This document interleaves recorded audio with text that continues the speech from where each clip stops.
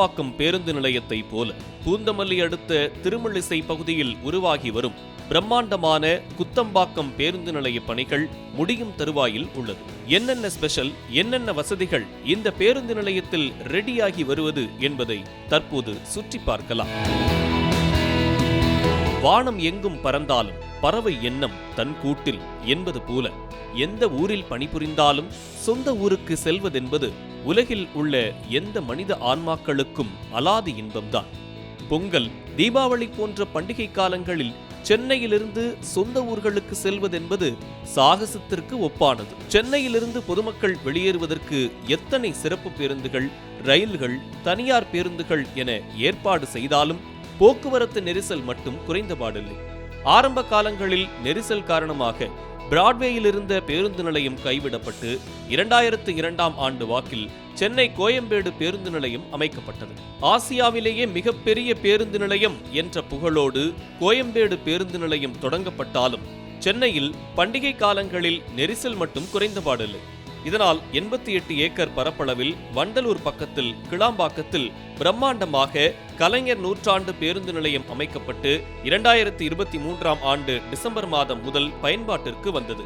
இதனால் நகரத்திற்குள் போக்குவரத்து குறைந்தாலும் இன்னும் நெரிசலை குறைக்க மற்றொரு பிரம்மாண்டமான திட்டத்தோடு களமிறங்கி இருக்கிறது தமிழ்நாடு அரசு.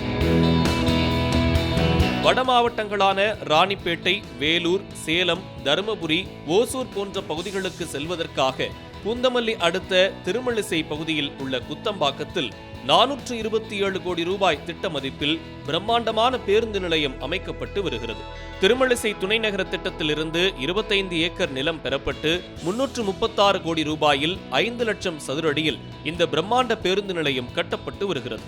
அனைத்து வசதிகளுடன் முதலாக முற்றிலும் குளிரூட்டப்பட்ட நிலையில் கூடுதல் நிதி ஒதுக்கப்பட்டு தற்போது 427 கோடி ரூபாய் மதிப்பீட்டில் பணிகள் மும்முரமாக நடைபெற்று வருகின்றன. குத்தம்பாக்கம் பேருந்து நிலையத்தில் 70 புறநகர் பேருந்துகள், 30 ஆம்னி பேருந்துகள், 36 மாநகர பேருந்துகள், 48 புறநகர் பேருந்துகள் நிறுத்தும் வகையில் திட்ட வரைபடம் அமைத்து அதன்படி கட்டுமான பணிகள் நடந்து வருகின்றன. கிளாம்பாக்கம் பேருந்து நிலையத்திற்கே டஃப் கொடுக்கும் வகையில் குத்தம்பாக்கம் பேருந்து நிலையத்தில் மாற்றுத்திறனாளிகள் அறை, திருநங்கைகள் அறை, குழந்தைகளுக்கு பாலூட்டும் அறை என அனைத்து வசதிகளும் ஏற்படுத்தப்பட்டுள்ளன. பேருந்து நிலையத்தின் கீழ்த்தளத்தில் 1800 இருசக்கர வாகனங்கள், 235 4 சக்கர வாகனங்களை ஒரே நேரத்தில் நிறுத்தும் வகையில் 2 அடுக்கு பிரம்மாண்டமான பார்க்கிங் வசதியும் குத்தம்பாக்கத்தில் ரெடியாகி வருகிறது. இது மட்டுமல்லாமல் பயணியர் பயன்படுத்தும் வகையில் 4 லிப்டுகளும், பணிகளை மேற்கொள்ள 2 லிப்டுகளும், 3 எஸ்கலேட்டர்களும் குத்தம்பாக்கத்தில் தயாராகி வருகிறது. இது மட்டுமல்லாமல் மொத்த பேருந்து நிலையத்தையும் கண்காணிக்கும் வகையில் ஒரு கண்ட்ரோல் ரூம் அறையும் திட்டமிடப்பட்டுள்ளது.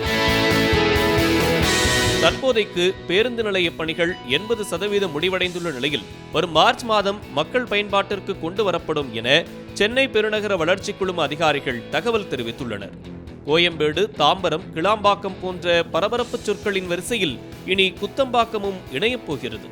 பண்டிகை காலங்களில் பொதுமக்களை பத்திரமாய் ஊருக்கு அனுப்பி வைக்க காத்திருக்கும் குத்தம்பாக்கத்திற்கு அனைவருமே வெயிட்டிங்.